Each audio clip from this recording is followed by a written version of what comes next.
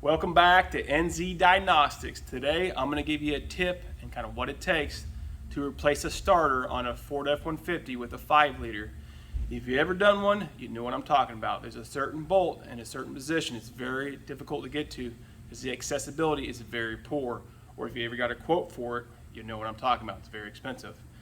But it can be done, and I'm going to show you what tools I use that may help you. So for illustration purposes, because it's in a really bad spot, obviously, I'm going to show you the starter that's on the vehicle that I'm replacing it with, and kind of how it's oriented like this. On the bottom is a stud, which is still in the truck. That's easy to get to. It's not difficult. This one you can see, it's not too terrible.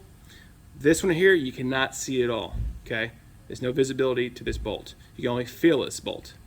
So see, just act like this is mounted to the vehicle. Okay, it's bolted.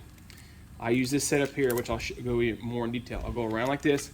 I kind of feel the head of the bolt, get it on there. I'll crack it loose. I'll crack this one loose too, and I'll switch it to this setup to ratchet it out of there, okay? So we're gonna take a look on the vehicle where a starter is still mounted, and we'll look at the tools in just a second. BG, you wanna show them kind of where the area is? You cannot go through the fender wheel, it does not help you, okay? So here's the easy stud. Okay, do that last. Right above there is the bolt, one of the bolts. Above that one is another bolt, okay, which you cannot see obviously. And you got the exhaust in the way. So what I do, stay there, is I'll go get this right here. I'll go up, and I actually get my hand up here, and I will feel the head of that bolt, and I'll get on there and I'll crack it loose. And I'll do the same thing right here and crack it loose, okay? You kind of get the point.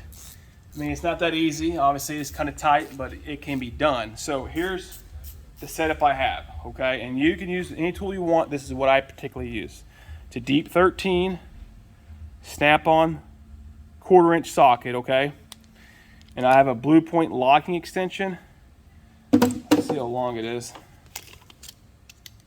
It is 4 inches, and then I have this ratchet here, okay?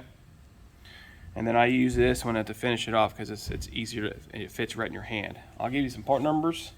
The Blue Point 4-inch extension is TMXLBP4. So Texas Mary X-ray Larry Bravo Paul 4.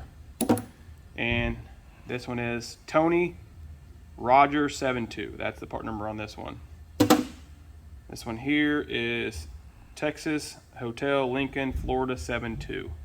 So doing this way makes a big difference, and it makes the job a whole lot easier. Obviously you got to take off some wiring and disconnect the battery, but if you're going to tackle it yourself, get something to this kind of setup. I'll show you the total length. Actually, I think it's just, see where we're at here. It is, that's your total length of the setup, guys. To kind of give an idea what you're looking for. It's very tight in there. But this is actually makes the job a breeze. Hopefully this content helps you guys. Hopefully you like it. Put a comment below, subscribe, share it, help grow the channel.